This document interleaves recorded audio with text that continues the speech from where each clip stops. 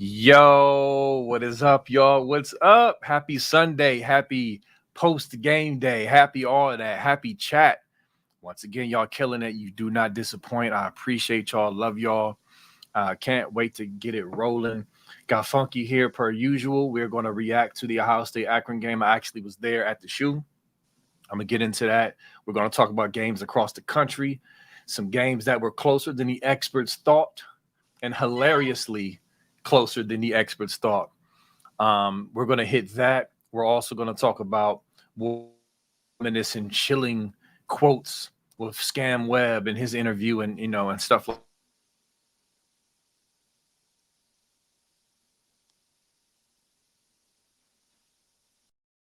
talk about that. And looks like Funky got kicked out of the session, but he will be back, I'm sure. That just happens sometimes. Nevada be getting kicked out with Kirk all the time. He back already. Back like he never left. What's up, My Funky? bad. Jump in What's real up? quick. Yeah, what's up? You Sorry. good. Yeah, the thing a little. Oh, sir, what did you say something before this, B Moses? No, I was just kind of laying out the show, and I just said you got kicked out like Nevada be getting kicked out with Kirk. And so, yeah, I mean, honestly, let me do this. I'm just going to kind of intro how my day went yesterday, and then I want Funky to jump in to give his thoughts on the game, and then I'll follow up. Is that cool? Yep, sounds perfect. All right, let's do it. Let's do it. All right, so look, took my family to the shoe yesterday. My kids went to their first game. I got an 8-year-old son, BJ, 10-year-old daughter, Joy. And they've been to spring games, but never to an actual real game. So I was excited for them to see the band and, all the glories of game day and stuff like that. I was a little nervous because of the forecast coming down the pike for the week and 80% chance of showers and all this other crap, but it was very minimal rain and stuff like that. So a little humid, but I'm not complaining. It didn't pour on us. Very happy about that. And it was just good to I tailgated. I went down there and tailgated. It was good to be around all the Buckeye fans again, man. It was just good to be back, walking down Lane Avenue, chilling, dapping people up, just all that, man. It's just glorious. So that was great, man. I'm gonna get into my thoughts. I wanted Funky to jump in and give his thoughts before I do, but I know there was some there was some overreactions per usual after that first half. We're going to talk about it, but I want to hear what you have to say, Funky. Yeah, I mean, obviously the first couple drives were not what we wanted, but it was just, I mean, what people don't realize is the pressure that these players are feeling, including Jeremiah Smith, in those first couple drives is probably something we can never experience in our lifetimes. And so the first two drives kind of single-handedly or the first two of the first three drives were pretty much single-handedly screwed up by JJ Smith on the drop pass that would have gone for a 100-yard touchdown, and then the false start on the next play, then the drop by Cornell on the next play, which would not have been first down anyways. But it was just silly plays, and that just happens on a relatively young receiving core, just silly mistakes that probably won't or shouldn't happen later in the season, which won't. It's a long season. And then we clicked in second half, and that Will Howard looked so much better than Kyle McCord ever did. So that was a blessing. Good to see a quarterback finally run the ball. I think it was a third down or something. And he goes in there and runs the ball. I haven't seen Ohio State quarterback run the ball in about 4 years now. Oh, yeah. Am I lagging out?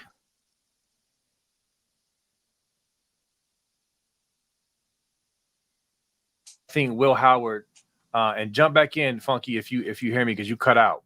Oh, wow.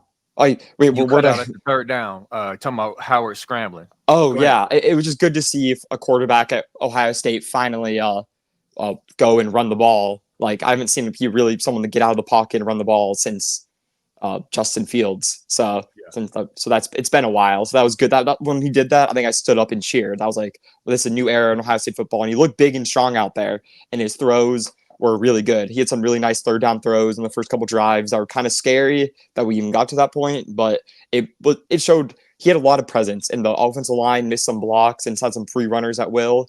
And Will was a tough guy to take down. Kyle McCord would have ducked his head and took a sack there. But Will stepped up in the pocket and made some really nice throws. So I thought that was really promising. And I'm trying not to overreact too much, but it was good. I mean, the defense is what the defense was. Few mistakes in the first half with the targeting call and the quarterback running, but all their whole offense was just quarterback runs. They didn't do anything else besides just run the quarterback. So which is totally fine. That's going to happen, and that's pretty. I mean, running the quarterback's overpowered. Yeah, So yeah, that's funny, Tyler. Oh my God, what the hell? But yeah, Funky, you with me? Yeah, my thing keeps cutting out. I'm not sure why, but yeah. Yeah, nah, that's Hopefully cool. it's good. I'm just going to jump if it goes Yeah, like that. I'm just going to jump in and fill in the gaps. But yeah, I mean, listen. So look, I came into the stadium a little late. I missed. I didn't see the first drive, so I did not see Jeremiah Smith drop that screen. Everybody told me that there was nothing but green grass if he catches that screen pass. It was to the house, and then of course we got the penalty. So that really kind of, just started things. It just killed the drive. You know what I'm saying? Now, obviously, he came back and had a heck of a game, not even just for a true freshman, but for anybody. But, you got young kids and they first starting to shoot. I expect some jitters. But Funky, I think he was about to jump back in. I didn't want to cut your complete thought out. Oh, no, I mean you're totally right. It was like 7 blockers down the field and like 2 Akron guys on like there was like 5 or 6 Yeah, Ohio State guys. that He was a was gonna, tutty. yeah, it was unless something would have happened or some misblock. Yeah, he was about to score. So and yeah, I only saw that I didn't notice it live from the TV angle of it, but watching it after the fact on the full view of the game, I was like, wow, that would have changed the Yeah. whole game So because that would open up the again, offense. we gonna roll. What the hell?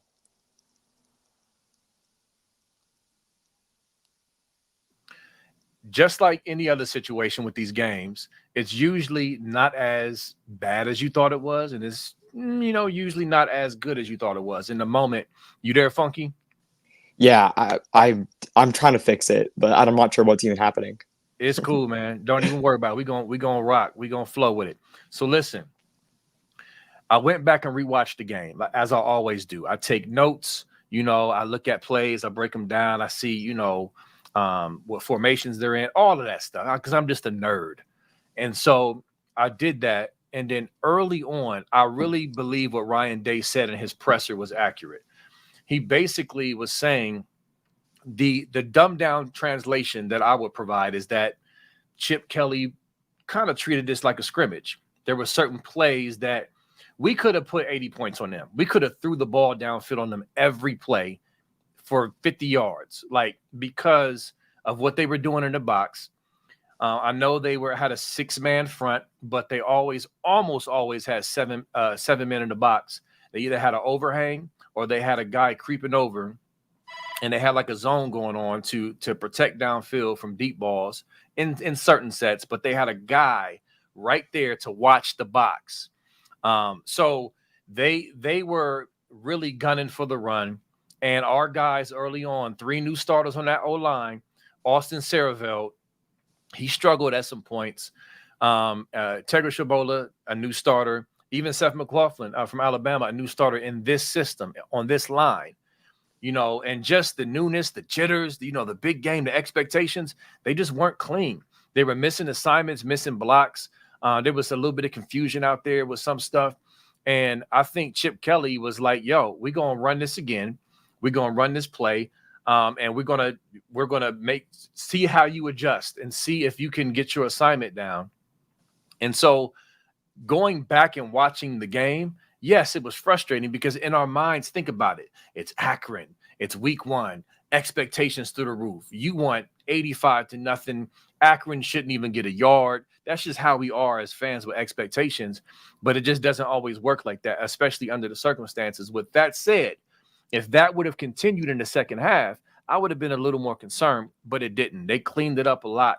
Also, Chip Kelly switched the play calls up a little bit and started to, get guys out on the edge. Henderson had a real game with the limited carries and touches that he had.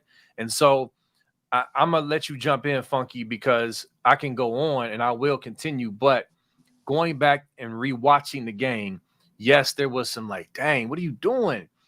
Stuff with the O-line with run blocking. I thought pass blocking was pretty solid. But like I said, it's never as bad as you think it is. And again, they clean that up in the second half. So what you think, Funky? Yeah, no, I think a key point of the game is that we came out healthy. and especially with all the injuries of that Mecca's had, that JSN had, that Trayvon Henderson had. Those are the main 3 ones I remember from the last couple of years. That all pretty much happened week 1, week 2.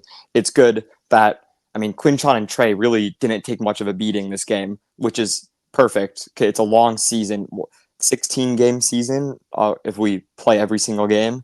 So that's a long, long, long season. So we just got to keep up, staying healthy, and I like the spread. So, like, if we can get Trayvon and Quinshon healthy going into the playoffs, that's going to be deadly. We just don't want anything bad to happen. And it's good for them, good for their NFL careers, good for our football, good for everything. There's no need to have to run the ball 20, 30 times. That's a thing about a team like Michigan that's going to be really concerning. That their running back and their O-line by the end of the game was pretty beat up. Hilton had a nag. He was like limping on the field the whole fourth quarter, and they aren't that deep this year. They're not even a full line deep. And with all the running backs getting all these carries, Donovan Edwards being horrible, so the other running backs going to have to take way bigger of a load this year. That's just going to be that'll be interesting to see how they feel come November. I think that's something Michigan did really well the last couple of years, was being able to rotate so many guys on defensively and offensively, where everyone for the Ohio State game and the playoffs and beyond were healthy and ready to go. While sometimes I feel like we went into the game losing with a few missing soldiers. Last year it was Ransom that was injured, and big loss. Yeah, Ransom was injured, and Cassone had to step up and wasn't. Ransom had a hell of a game. Sorry, no, not many people are bringing that up. He was amazing. He was great. He was. I wasn't like I thought. Like a part of me was like, wow, he might be like the weaker part of our defense this year, and I was dead wrong. That he was a strength really. He was one of the best players out there, and that was great to see. Like the secondary was amazing. The linebackers, they're disappointing, but that we're missing our leader Cody out there. So and then Donovan Jackson. Once we get Donovan Jackson and Cody Simon back, like the 2 biggest complaints people had were about linebackers and offensive line. So once we had an All-American on the offensive line and our All Big Ten player in Cody, that should fix a lot of issues that we have. Definitely. Absolutely. It's so much to touch on. I'm going to try to hurry because there's so much I want to talk about. I know we can't fit everything in, but again, go watch the second half, y'all. The line cleaned a lot of that up. They really did. They ran some of the same plays they ran in the first half, and you saw Junkins with a 15-yard gain on the same play they struggled with in the first half. Now, of course, Akron, was wearing down a little bit, but assignment-wise and hat-on-hat-wise, execution-wise, you've seen much better from Ohio State. Also, Chip start doing some stuff late. There was one play, the last play of the first quarter, as I was rewatching the game. He pulled 2 linemen, and he brought Carnell Tate over from the opposite side of the formation to lead block for Henderson. I think it was like a 19-yard gain, and he had not done that up until that point. Chip Kelly, again, I think Ryan Day was correct. Chip was trying to establish the run. He was trying to get his line, to get those important in-game live bullet reps. And maybe in some ways that the young guys who were starting for the starters were struggling with. So in hindsight, I'm not tripping. Now, Will Howard, it's funny to me. People want to automatically assume. I just hear some of the beat talk about, oh, well, Kyle McCord is just a better passer than Will Howard. I don't know if that's true, man. I don't know if that's true. We remember last year. Listen, Kyle made some good throws, but he also made some bad throws. He underthrew balls. He was not pristine. And what I saw out there yesterday with Will Howard, he was pretty darn accurate. Like, he had some drops, but for the most part, he threw some beautiful balls. That fade to J.J. Smith was dope. That slant to J.J. Smith was a dime, a heater, dime accurate. And like the announcer kept saying, like, he was accurate all day. So to me, Will Howard, I didn't see any drop off of accuracy. In my opinion, I saw more consistency with the accuracy than McCord. And then, of course, you add the running element and the leadership element out there on the field. It's a clear upgrade. Oh yeah, people who say McCord was better and they post the little statistics versus Syracuse versus Ohio Bobcats where they're in a hell game versus late.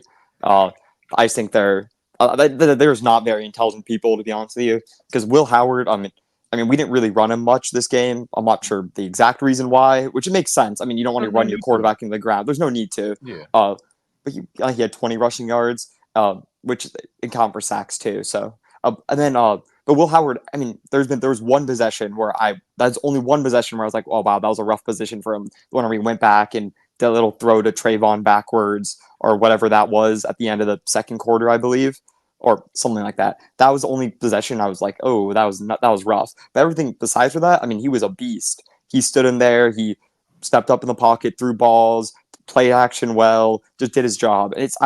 Every time he touched the ball, I was very let's say every time he would step back and throw the ball, I was a lot more confident compared to when he would hand the ball off and run.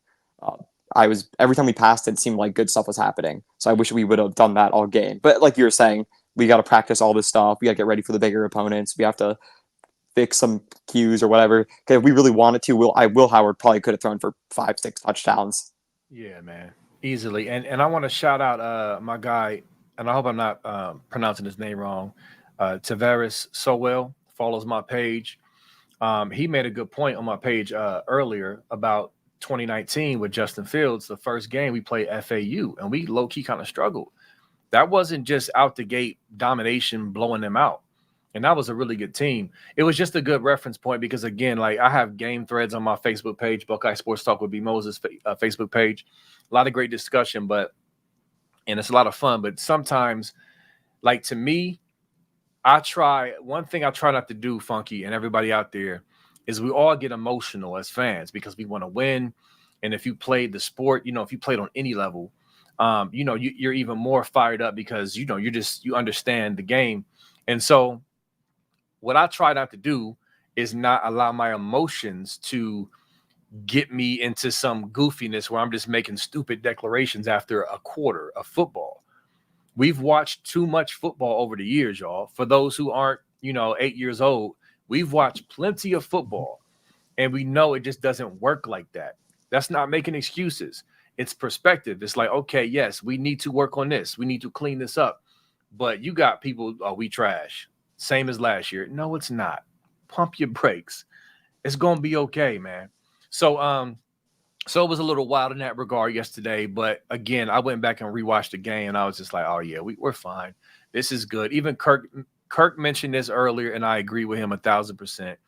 With him being a former player, he knows it's that good balance of hitting you upside the head during film next day, but also it still looks pretty, down the line, 52-6.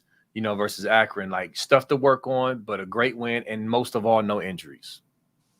I mean, yeah, no, you're totally. I mean, and like Kirk said, it's almost like every time Ohio State has like a really nice win, whatever, just like a blowout win, it always seems like we come out the next week looking like below average compared to what we would look like during that year, and I feel like that's happened constantly, and it's always like.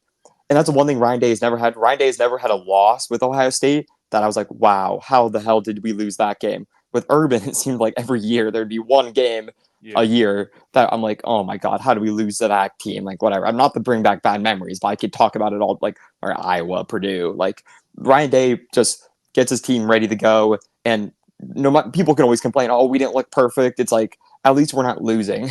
And we're not even close to losing. The game was close for about the game opened up about a quarter and a half in. So and I want to talk about the defense, Funky, because you mentioned Lathan Ransom.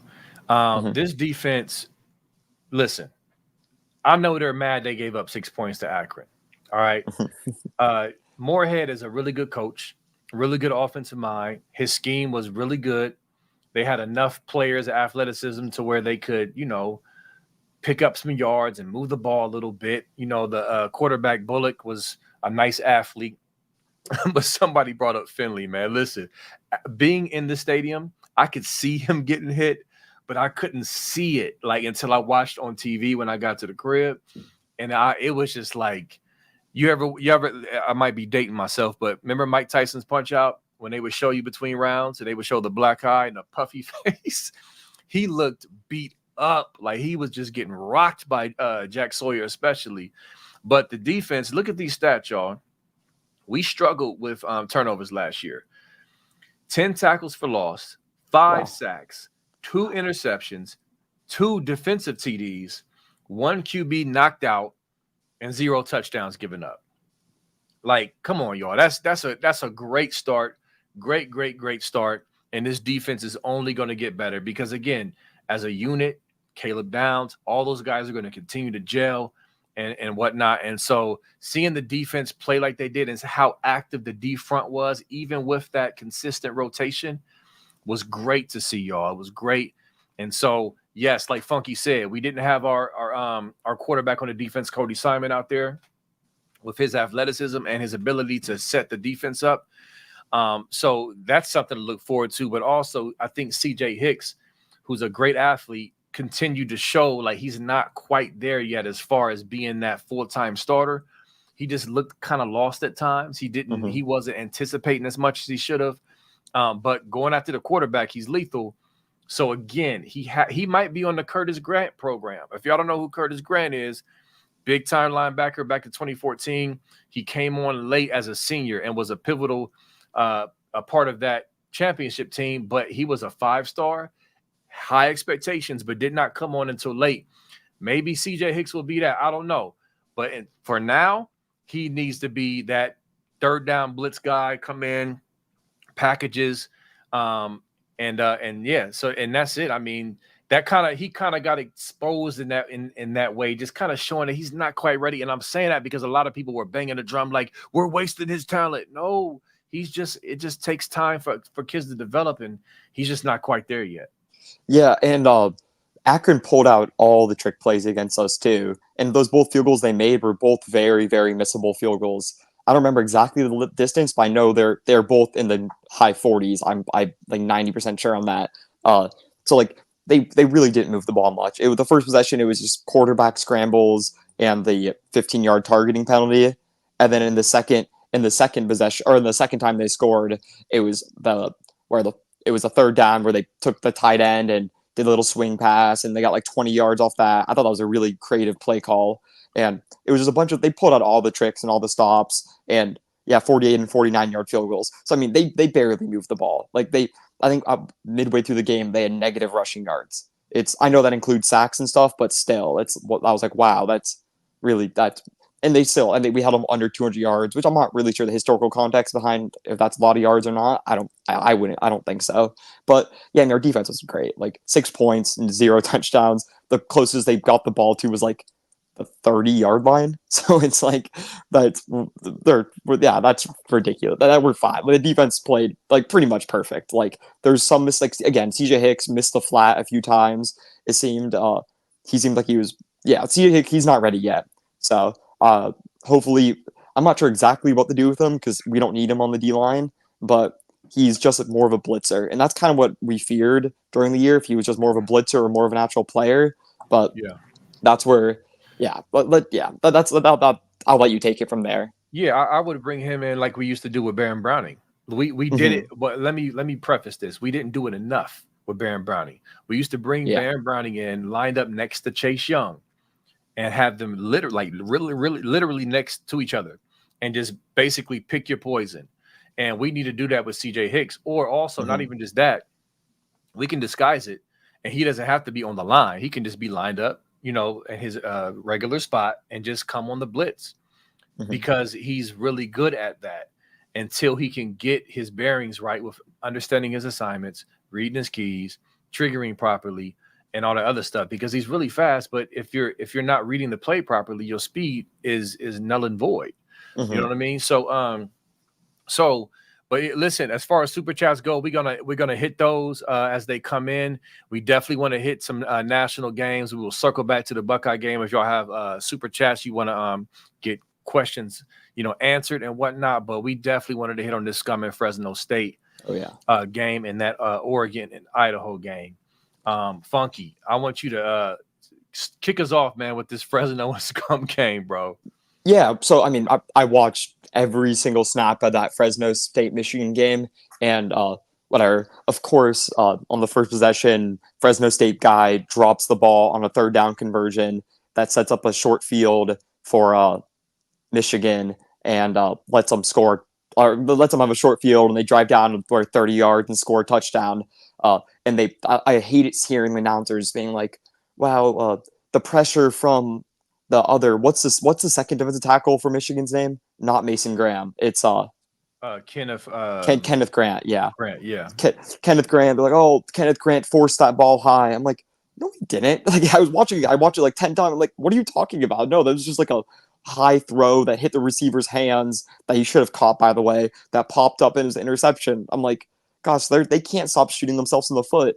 Michigan scored like basically it was one touchdown off of actual full drive. The whole entire game. They scored one touchdown on a real legit like non super short field drive. So I thought it was just so that was my estimate of the offense. The defense for Michigan looked elite, pretty much. I think Will Johnson was one of the weaker parts of that whole defense, shockingly. Yeah, he was I getting think picked on all night. he was getting picked on all night. I'm like, oh my god! Like it reminded me of Sean Wade. That's what it reminded me of. It's thinking like he might tank his draft stock. He looked like Cook Rice the whole game, but everyone's only going to remember the pick six at the end, which was a good. I would say it's a good play, but literally the play before that, he just got cooked on a fake of that. So and the receiver or the receiver missed the block. The two guys blocked the inside quarterback when one was supposed to go to the wide receiver, one was supposed to go to Will, one was supposed to go for the inside guy, and they both went for the inside guy. So Will had a free run there, and I was like, damn, I could have made that play if I was a little faster, probably. But like, I wasn't all that impressed, and he was getting burnt all game. I thought Josiah Stewart from Michigan looked really, really, really good, but if this is what Michigan is all year, they're losing 4 games. I mean, they're an 8-4 team, and that's about what they're going to be. I think Fresno State. People trying to act like Fresno State's all that, bro. Fresno State was going into this game. They're missing two of their best players from last year already, including their starting running back.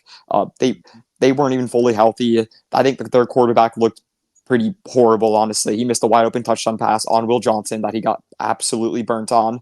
I thought their play calling was questionable. I think how they managed that second half, where they like a minute 30 to drive the ball from like the 20-yard line, and instead of actually driving the ball, they just ran it and ran the clock down to go to halftime. I'm like, what are you trying to do? You got to try to score points anytime you can versus this Michigan team. You have to do something at least. And they ran the ball once during their chew clock and they got like 10 yards. So I was confused about that. I think their Fresno State's coach was not very smart that game. I think they had multiple opportunities to win the game and they just shot themselves in the foot over and over and over again. Got a little bailed out by the refs, especially in that last drive. But Yeah. gosh, if Michigan looked anything but impressive. And Davis Warren was horrible, and Alex Orji was even worse. I think Alex Orji threw the ball really one time. I know he threw it twice, one to that little Donovan Edwards touchdown, and the other on the rollout. That rollout pass on first down was horrible. But it was a wide open. I'm not sure if you saw that wide open guy chucked it at the dirt, and you can hear the crowd groan. I'm like, wow, no wonder. Imagine how bad Alex Orji had been in practice for Davis Warren to get the start over him.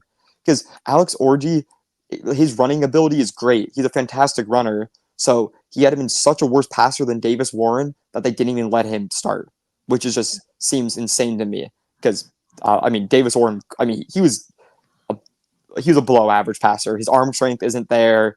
He wasn't reading the field properly. He missed a lot of wide open guys. It seemed, and they're trying to hype up Fresno State like they're really good. Fresno State was like 4th or 5th in the Mountain West last year. They went 4-4 in conference play. People are like, oh, they won 9 games last year. I'm like, yeah, but they lost 4 conference games. So like they're out of conference schedules. I don't know what it is. I didn't look at it. I just know they're 4-4 in conference last year. I'm like, they're an average team. They're the Purdue. They're pretty bad. So I thought that was interesting. But of course, they're trying to hype them up, which is fine. I don't really care because they play Texas next week. And if they beat Texas, I'll shut up. I'll shut up. The slander from me will shut up until they actually lose a game in the regular season. So, but they're not going to win. They're already 6.5 point underdogs, and it was 3.5 to start the week, and now it's 6.5. So it's probably going to end around 7.5. So that will be yeah, and that's at home. If it was at Texas, it'd be almost 20. It's about 8-point swing usually. Yeah, that's an L. Yeah, they're holding the L next week. Look, yeah. I agree with you. First of all, Funky, Mm-hmm. with your breakdown, very thorough breakdown. It's it's so funny watching Scum fans trying to spin it, especially after how they were running their mouths during our game. Oh my God. In our 52-6 victory over Akron. Just, oh my God, you guys are trash. And I'm just thinking to myself, like, y'all, you do know you got Trash Orgy and freaking Davis Warren trotting out there later tonight, right? Like, because that's exactly what I expect. First of all, a name Davis Warren just screams trash. Like, that name itself is just trash. So I expected low-level QB play. None of them Michigan fans could convince me that Orgy was good. Like, there's nothing that to suggest that he was a good passer, because being able to run is not going to be good enough. We all know that.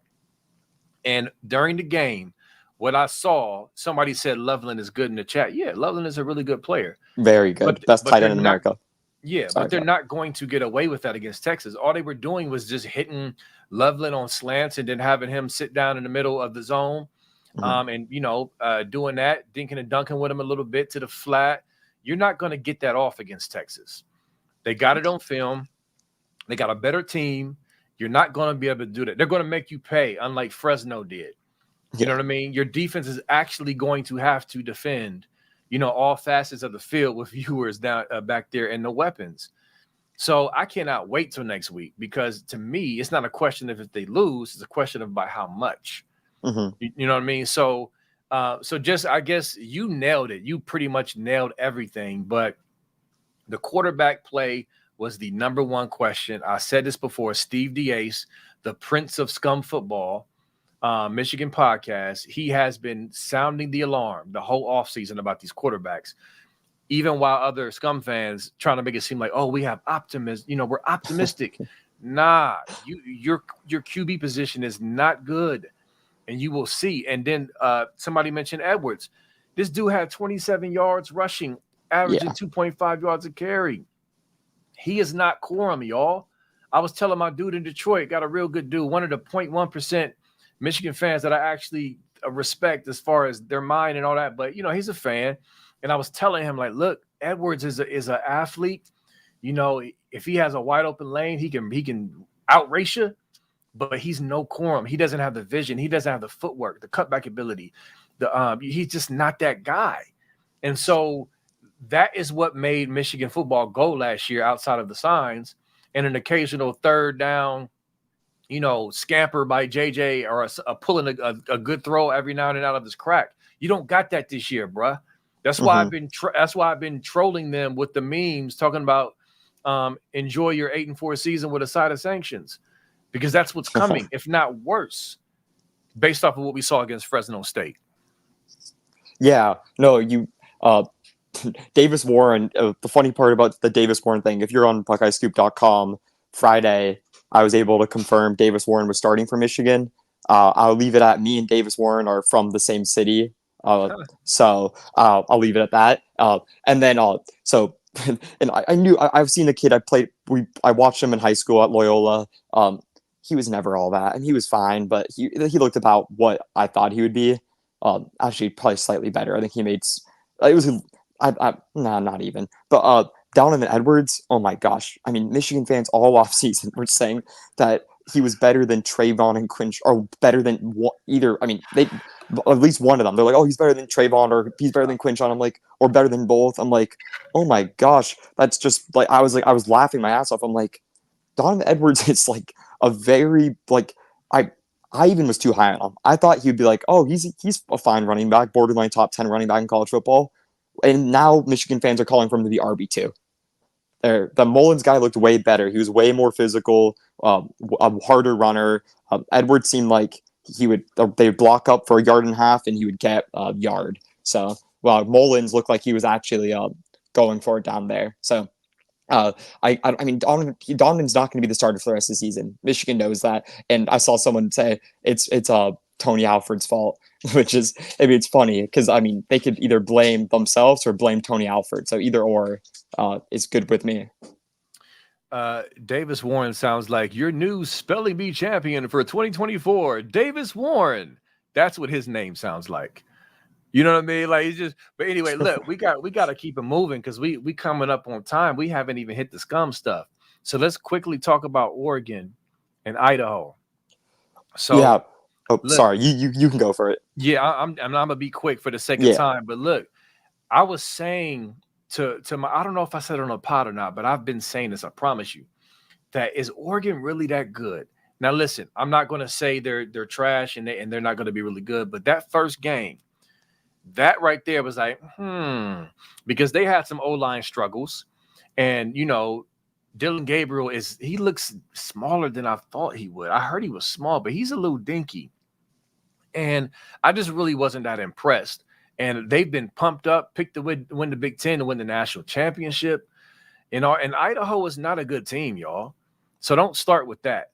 So I was very intrigued, and it kind of confirmed my suspicions. Like they got some talent, but are they really that good as they're saying, Funky? The big thing I talked to you about pre-show was there's two things with Oregon that were very, very concerning for me. Or really, I'll say three. The first one I'll bring up is Evan Stewart and Tez Johnson aren't all that. They don't have the best wide receiver core in America. Are they good players? Sure. Very, very unproven.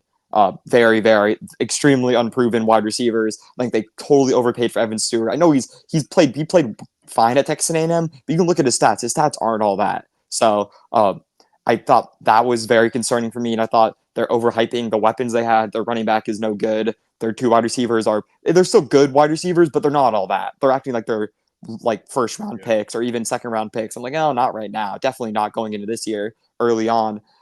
Second thing I would say was Dylan Gabriel. I've been saying it for a while now. He's a midget. He is really, really, really, really small. And I think that's really concerning. I don't like small quarterbacks. And what people don't like to talk about is Dylan Gabriel got ran out of Oklahoma. He pretty much got ran out of Oklahoma. You Oklahoma don't didn't talk want about to. that though, Yeah, Funky. Dylan. Yeah, we don't talk about that. Oklahoma didn't want to pay up for him. He was asking for the big bucks, which did he deserve it or not deserve it? Who knows? But he was asking for it, and Oklahoma didn't want to give it to him. And Oregon, with their unlimited NIL, and they need a new quarterback because they're just going to get a new quarterback from the portal every year, which is going to bite them in the ass. By the way, that's not sustainable at all. And they got him, and then Oklahoma got their guy Jackson Arnold, and Jackson Arnold looked like a killer. I watched that whole entire game, and I was like, wow, they're really, really good. And I dropped my top 25 list, and I watched every single game, so I just based it off week one plus a little thing. And I think Oklahoma proved to be a better team than Oregon did in their one game. I mean, Oklahoma would have blown them out by 3 touchdowns, and I don't think that's even really much debatable. They looked horrible. And the last thing I'll say is Oregon lost a lot on the O-line last year. Their center was the key part of their offensive line last year. He was a beast. I'm forgetting when he was drafted, but he was a pretty first or second round draft pick. He was a beast last year. And I think that missing him was a huge thing. I think Dan Landing's a fraud. I think he's proven nothing in his whole entire career. He's lost the big games. He's lost against bad teams. He's lost against his rivals constantly. I think his first win versus rivalry was versus Oregon State last year, which is we can laugh about that later because that's a joke of a loss to have. I can't imagine Ryan Day doing that ever. He'd be kicked out of Columbus by now. But those are the 3 key things, and their defense was never going to be that good. So their defense was supposed to be worse than their offense. Their defensive line doesn't get that much of a push, or not like a Georgia or SEC or an Ohio State or a Michigan push. Their offensive line is just good. They're decent. They're probably just as good as Ohio State's line. Running backs much worse. Wide receivers less talented. Dylan Gabriel, they threw the ball 49 times, I believe. And you throw the ball almost 50 times versus Idaho and score, was it 24 points? That's ridiculous. That's horrible. That's, oh my God. Versus Idaho. Idaho is one of the worst teams. They're an FCS team, right? No, are they a new either FCS team or a really new FBS team, or I think maybe they're in the FBS and they dropped to the FCS or whatever. But they're a really subpar team, really subpar team. And that stat you just pointed out about the pass attempts, what to me popped out on the stat sheet, and I'm just like, man, this is weird and dumb, and I'm not impressed at all. Yeah, no, that was very, and then that was the main thing. I think Idaho, they pulled out all the tricks too, though. Idaho was doing all the things. I think they're coached very well. I think they played extremely hard. It was really their Super Bowl. But I was laughing because I saw they play Idaho week 1 and then Boise State week 2. And I was like, what Oregon's obsession with Idaho is insane. So, I mean, if they really struggle this much with Idaho, I mean, Boise State, because Boise State's they're decent this year. I think they're the 3rd or 4th best group of 5 team. So, I mean, they'll give them a better run for their money than Idaho, but I would expect Oregon to bounce back and kill them because obviously Oregon's a really, really good team. It was just, week 1, but that's the point. It's week 1. Yes. Right. It is. We were going to touch on Miami and Florida and Penn State, West Virginia. I don't think we have the time to do that. We need to get to the scum stuff. Okay. But let's hit on that real quick because Warde Manuel, I don't know if y'all saw the interview with Scam Webb, and he was giving off this ominous tone. It was the antithesis, as Stephen A would say, to bet or to we're gonna fight, we're gonna sue you, and you don't want to see the smoke with our Michigan lawyers and all that crap. This was the opposite of that. I'm just gonna read y'all the quote. So he said, first of all, we're going to fight when we need to fight. Also, where we have made mistakes, we're going to admit them and deal with it. And then kind of skip it down. He says, but at the same time, you have to also understand that if we do things that are against the rules, that we know are against the rules, we need to admit it and move forward and deal with it. So that is the first time we've heard anything like that come out of any of their mouths during this whole scandal. What does that tell you? That tells me, I mean, it's really pretty simple to deduce. The NOA was dropped on him last Friday. He's clearly, as the AD, has seen the NOA. So the humility that you're seeing and the ominous, oh boy, let me slowly walk this out to this fan base. Winter is coming and it's not going to be pretty. It was clearly that because again, the whole tone had changed. It was like basically like, yep, we're in trouble, boys. And as the AD, I need to, try to ease them into this carnage. And so to me, that was very, very telling, hearing him say all of that. And I wanted to talk about that because it's just funny, the stages of denial with Scum Nation and their fans. Even some of them, I would say most of them to this very minute, is still posting the memes of the skeleton on the bench with the Ohio State jersey, talking about the hammers coming or the Fisher-Price hammer, or none of this is going to happen. We're going to get off with a fine and maybe a suspension, all that goofiness. And it's just like stuff keeps happening and news keeps breaking. And it's just like, whistling past the graveyard. So I thought that was very significant, Funky. Yeah, totally. And one other thing I'm going to bring up was Scam Webb directly asked Warde Manuel basically a question alluding to the NCAA leaking stuff with Michigan, like are leaking the NOA and saying that stuff. And Warde Manuel's answer to the question was completely avoiding it. He didn't really answer it at all because he knows what happened. He knows NCAA didn't leak it. He didn't say something like, yeah, it's just unfair how they have to play through that game and we have to play through this game like a publicity war or whatever. He didn't say that. He was like, all he said to that was, yeah, we've got to make sure that the stuff getting to the press is the actual stuff on the NOA and blah, blah, blah. It was completely avoiding it. I was laughing watching it. I'm like, wow, he really avoided the whole thing. It's a great watch, by the way. I watched the whole thing, even though I hate giving them the views on that, but I did. I watched it, and it was just hysterical. And talking about what you're talking about, actual thing he said about the punishment, I look at this in two different ways. The first way I looked at it was, one, Warde Manuel, he could have said something like, "Oh, this is blown out of proportion. This is whatever," or just you can say stuff like that. It's like, Michigan fans should be fine. This is all going to get settled, and we're going to be done with it soon. Blah, blah. He could have said something like that. Instead, he said, we're going to fight. If they try to do something that's out of line, we're going to fight it. Don't worry. But we're going to take what punishment we feel is right or whatever. And he could have said that so much better if he knew there weren't asking to vacate wins and stuff. And we know that because they would have settled by now. So they're not going through this process just to settle. That would be the dumbest thing in America. Because, Bimos, imagine you had a kid going to college and this was happening And you're like, and they're telling you, oh no, it's no big deal. Just commit here, come here. And you're like, why not end it? Why not end it? If you have unlimited money. Yeah, they can't end it without vacating all this stuff. So it's just Exactly. it's And again, yeah. like you said, Funky, and Nevada's been saying this all week. It's very simple. He said this to Yoder. He's been saying it on the message board, on the pods. Like you said, if it's a nothing burger, why hasn't this been leaked? You leaked the last one. This would have been leaked instantaneously if it was nothing. And like you said, he would have said something at least cryptic to Scum Nation to say, "Hey, man, relax, boys, we're good." No, he did not do that. It was the opposite.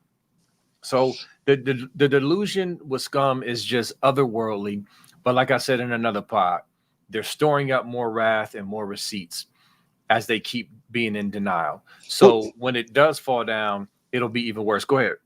Yeah, I mean, this could be even worse than if they're because the fact that this could be worse than what we think. That's all I'm going to say. This could be worse than what we think because the NCAA is really trying to take a hold of this and set an intention to it. And you see all these coaches coming out and saying stuff about it. You saw in the oh my God, I'm forgetting the game, Colorado State Texas game. It was they literally had a guy holding up a screen blocking the coach's mouth. Yeah. So do I think that's a little extra? Yes. But do I think this was passed around the college world and it made coaches fearful and made coaches think about it more and were like, wow, that's really, if they didn't think it was that bad, like they looked like total idiots doing that. So like they must think it's something. So, and I mean, that's crazy talk to even have that be like, that was insane to me. They're down like 38-0 doing that. But besides the point, and then the Mike Gundy saying, and then where's Connor Stallions when CBS saying, I forgot who said that, but they did like a halftime report and the guy was like, oh, they need Connor now. Or like, and it was like, everyone knows. The people in the know on this know, and their new defense is wait until the Ohio State gets caught for hacking into our things illegally. I wish we had more time for that. That's just that's literally what Chris Bayless came up. That literally what he said as their defense was that he thinks that they got hacked into it illegally, and that was the lawyer's defense too, which is like they're not just comical. Like I can't disprove it because I'm not like that's not like I don't actually, but like that we would know that by now. Someone would know that, but I personally, I can't we know that didn't happen. It's such a joke to even talk about it. It's like it was started by a rumor, right? I mean, that was literally a rumor by Men as a Sports made a joke about it, and people took it and ran with it. His brother, brother. They've been trying every deflection tactic possible since this has dropped. Ryan Day's brother, they hacked into our, baseless accusations, and of course, Scum fans are running with it. They're just running to the message boards. See, you did it too. We're gonna find out. There's this supposed evidence of how State hacking into their servers and having their signs for months now that has not come out. Just you wait. We're going to release it. You'll see. They still haven't released it because there's nothing to release. I don't care how many clowns you tried out on Netflix. It doesn't make it true. Portnoy. It doesn't. So keep believing. Do whatever you need to do to help you sleep at night. Because on top of all this we're saying with Warde Manuel, your freaking coach doesn't even have a real contract. And we're not going to be able to get into that because we got to close up in a couple of minutes. But Sherrone Moore, if y'all haven't read, I believe it was USA Today who broke the news. He doesn't really have a contract. I forget how they explain it. It's basically the bones of a contract, but not the meat. So they don't have the legalese that it takes to actually be an official contract. So what? Like, are you serious right now? Listen, it is a mess. It is a dumpster fire. They can keep pretending like everything is cool. They can keep pretending everything is going to be good on the field. They're going to repeat, and their quarterbacks are an issue. There's no NCAA ain't going to do nothing, and we're just soft suck eyes. There's nothing softer than having to put together an elaborate cheating scheme because you couldn't beat your rival for 20 straight years. Nothing is more soft than that. So miss me with all that. And again, I'm just sitting back patiently waiting because once this all officially drops, I'm clowning. And I'm already clowning, but I'm going to the next level of clowning. Those who know me know. So just prepare yourself. Yeah, I have one final. Close up in a moment. Go ahead, Punk. Yeah, one final thing to say. First thing that I was going to say. Wait, the contract thing. People's defense of this was, oh, coaches all the time had contracts like this. It just takes a while to get the meats and bones in this. I did a good research on it, and I'm about 95% sure on this. Only one coach right now in college football has a coach like that, and it's the head coach at SDSU. None of these big programs have coaches, main coaches, the top 3 coaches, 4 or 5 on the staff that aren't really on the official contract. The biggest one is the head coach at SDSU. So these small level programs, you never see that happen at Michigan, Bama, Ohio State, or Clemson, Georgia. Never, ever. Well, that never happens. Not in a million years. So that where it's like, oh, this happens all the time. It's just blah, blah, blah. No. And Michigan didn't do it with any of their coaches. Not only one, Wink Markadell. Because Wink came here and said, hey, I need fully guaranteed, pay me the big bucks, because I think he's a pretty smart mind in this.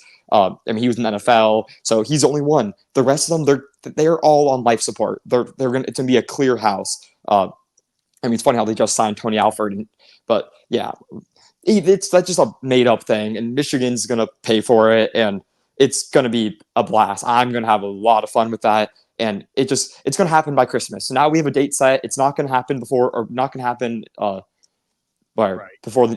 new year. It'll happen. So. We know something will happen. It's not going to be. Remember when they told you it's going to be in 2024 and 2025? He's like, nothing's going to happen until at least a year and a half. Yeah, that's just Chris Bayless is lying. And they prove. And last final thing.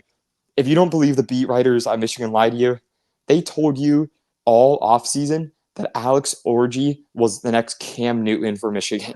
So if you don't believe anything, because if you really think they watched practice and thought, wow, this is a really good quarterback, no, they didn't. That was total lies. And I get why they're doing it, like we talked about before, to keep it positive. But that's all I got to say. Donovan Edwards, horrible. And they said he was like, oh, really, really good running back, blah, blah, blah. He's doing amazing at practice. There's no way against that Michigan D-line he was doing amazing at practice. And Alex Orji, he didn't even start. So all that BS before that he was really good came crashing down because he looked horrible when he did play. He had one good play all game, and he looked horrible, and Davis Warren looked horrible too. So you can only imagine how horrible Alex Orji looked in practice to be outshined by Davis Warren, and the Michigan beat lied to you that whole entire time. The Michigan podcast came out and said a thing about it, and we're like, wow, we got lied to. I'm like, oh, really? The Michigan beat lying? That's crazy. So, but yeah, that's all I got to say. They're publicity. They're liars. Don't listen to them. They just want negative news, won't get attention. So that's all I got to say. Facts, all facts. And this is an excellent segue, Nate. He said, I'm confused. Where's Kirk in Nevada? First of all, I've kidnapped Kirk. He is tied up here in my basement. And Nevada is actually Brohio. Oh, yeah. He's being investigated by the FBI for his Brohio persona. So they're not available today. We're taking over the show. No, I'm joking. So the segue is they are actually coming up at 7 p.m., y'all. So get ready for the brothers to step in and deliver some heat. As always, I appreciate y'all. Love y'all. Thank you for the engagement. If you haven't done it already, like this video. It helps. And subscribe to Buckeye Scoop. And listen, we in season now, y'all. We get to break down games and talk about Buckeye football, man. And it's just so beautiful, man. So listen, appreciate y'all. We will talk to y'all next week, and go Bucks. Go Bucks. Yes, sir.